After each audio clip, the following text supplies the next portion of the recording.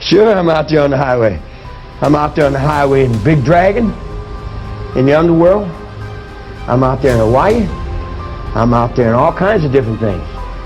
You might say I'm kind of like Satan. I'm in so many different places at once. Yeah, it would be like Satan. It would be very sharp for one person to do all the things that I'm going to have to do to survive. In you, and in you, and in you, and in you too. Today is November 12, 1934, and we are at the University of Cincinnati Academic Health Center. Ada Kathleen Maddox, a 15-year-old girl who fled her home, found out that she is pregnant and has come to this hospital to deliver her child.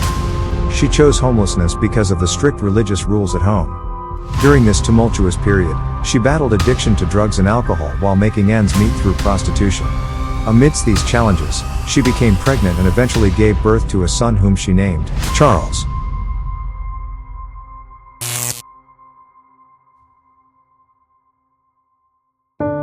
In August 1934, a couple of months before Charlie's birth, Kathleen married William Eugene Manson, a laborer at a dry cleaning business.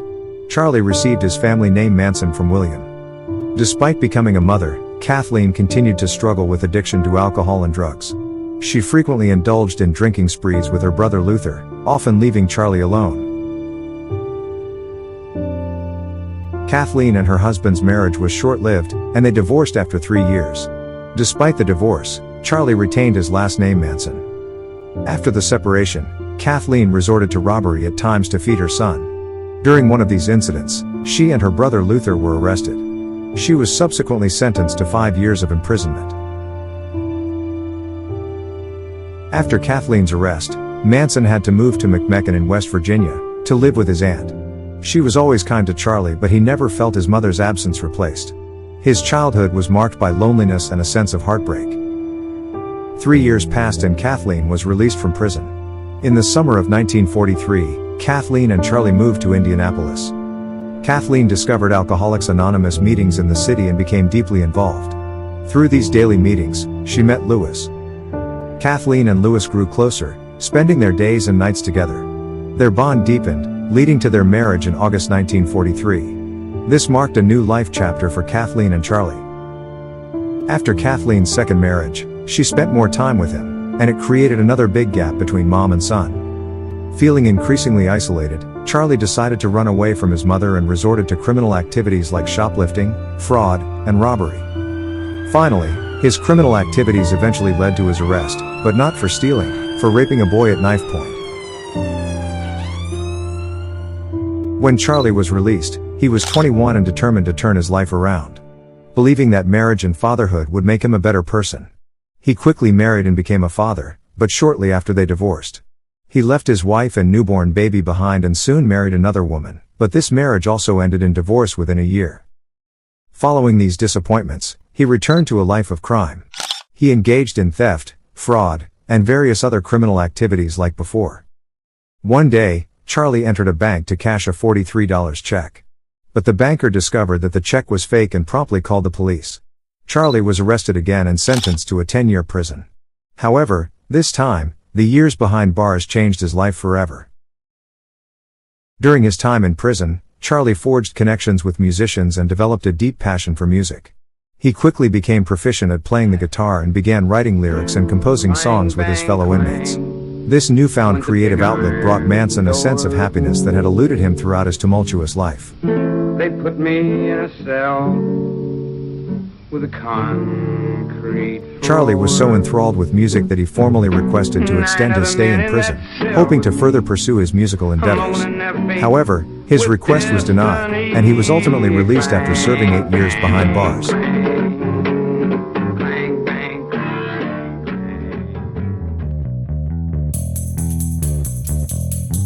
Upon Charlie's release in the 1960s, the United States had transformed into a vastly different country. The era was marked by the rise of the hippie movement, which spread across various states and became synonymous with countercultural ideals. This youth movement embraced a lifestyle characterized by experimentation with drugs, music, and a rejection of mainstream societal norms. Charlie found himself perfectly aligned with this cultural shift. He grew out his hair and took to playing guitar on the streets, quickly gaining attention and admiration. His charismatic presence made him a figure of fascination, and he soon formed a group of young men and women who were drawn to his allure. Day by day, Charlie's group grew larger. He motivated them to join his group by encouraging sexual activities among the group members. Having never experienced a stable family life himself, Charlie believed he could create a new kind of family this way. He named his group Manson's Family, positioning himself as the father figure with others as his children. The members adored him and unquestioningly believed whatever he told them. It wasn't only a group anymore. It was a cult. When Charlie decided they should move to Los Angeles, the entire group accepted without question, unaware of what lay ahead for them in the city.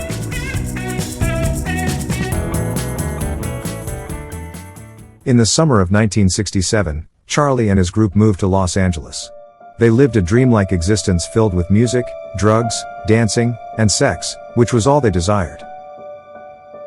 One hot summer day, two beautiful girls from Manson family were hitchhiking around Sunset Boulevard.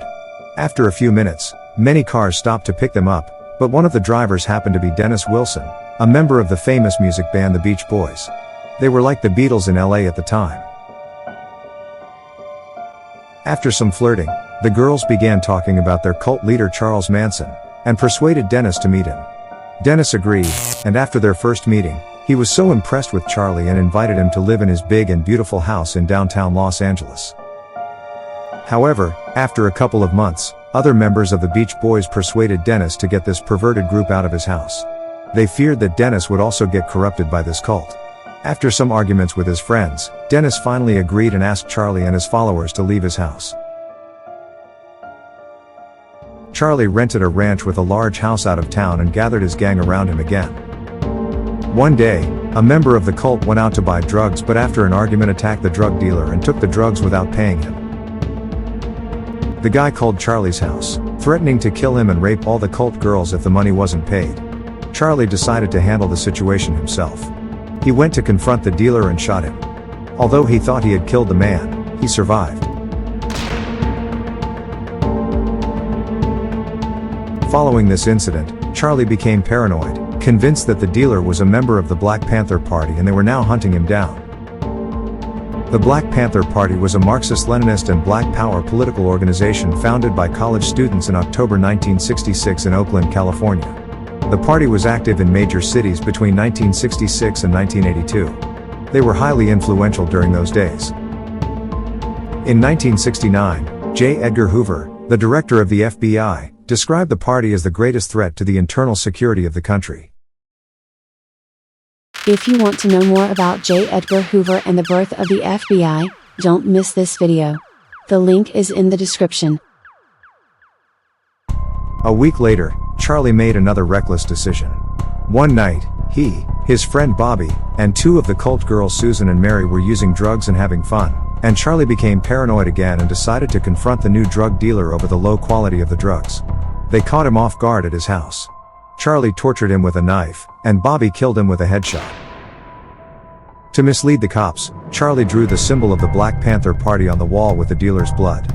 However, the police quickly saw through the ruse and soon arrested Bobby, who was caught driving the dealer's car.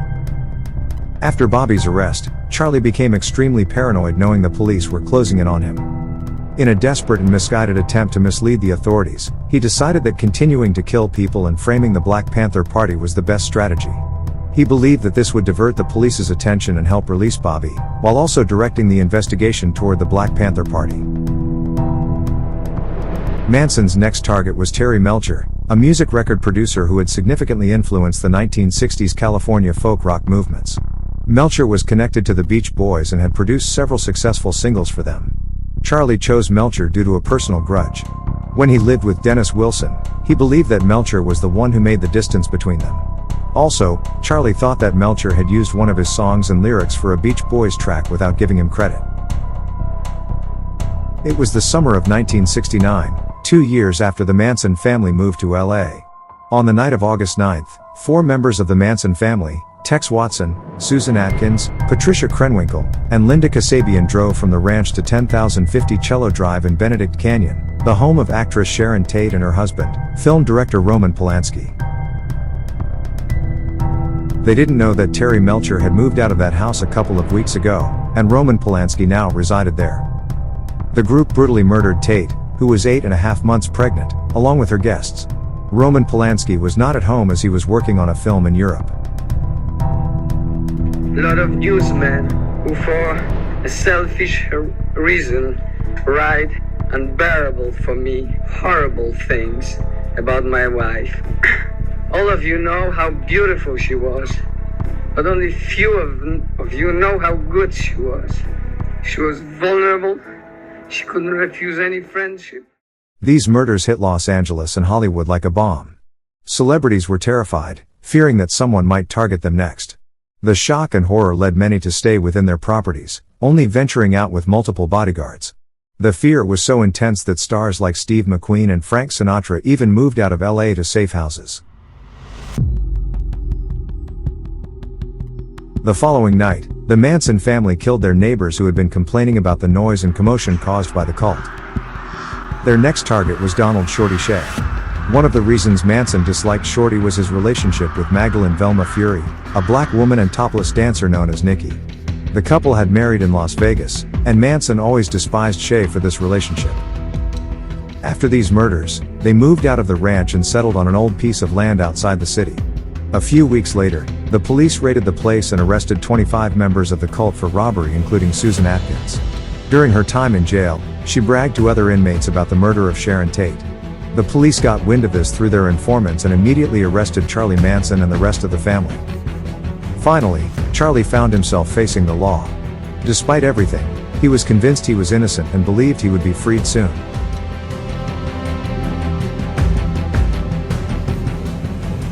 Initially, Judge William Keene allowed Charlie to act as his own attorney. However, due to his erratic behavior and nonsensical legal motions, this permission was revoked before the trial began. Manson then claimed prejudice against Judge Keene, who was replaced by Judge Charlie Older. On the first day of testimony, Charlie showed up in court with an X carved into his forehead. Over the weekend, the female defendants and most family members copied the mark on their own foreheads. The prosecution argued that Manson's motive was to trigger helter-skelter, a race war he believed in. The words helter-skelter and pigs were written in blood at the crime scenes to make it look like the black community had committed the murders, hoping to spark chaos. It was a tense trial. Prosecution witnesses Paul Watkins and Juan Flynn were both threatened, and a couple of days later Watkins was badly burned in a suspicious fire in his van. On August 4th, despite court precautions, Manson flashed the jury a Los Angeles Times front page with the headline "Manson guilty, Nixon declares." This referred to a statement made the previous day when U.S. President Richard Nixon criticized the media's glamorization of Manson. Judge Charlie Older questioned the jurors, and they claimed the headline hadn't influenced them. The next day, the female defendants declared in unison that, in light of Nixon's remark, there was no point in continuing the trial. On October 5th, Manson was denied permission to question a prosecution witness whom defense attorneys had chosen not to cross-examine. Enraged, Manson leapt over the defense table and tried to attack the judge. Bailiffs wrestled him to the ground and removed him from the courtroom, along with the female defendants who had started chanting in Latin. After this incident, Judge Older reportedly began wearing a revolver under his robes. In chambers, the women's lawyers informed the judge that their clients wanted to testify that they had planned and committed the crimes without Manson's involvement. Prosecutor Bugliosi argued that Manson could use his hypnotic powers to unfairly influence the jury. As the trial was nearing its end and closing arguments were approaching, defense attorney Hughes disappeared during a weekend trip. During the penalty phase, Manson shaved his head and trimmed his beard to a fork. He told the press, "I am the devil, and the devil always has a bald head." Blame me for falling in love with you. Blame charms that melt in your arms, but migraine monster, don't blame me.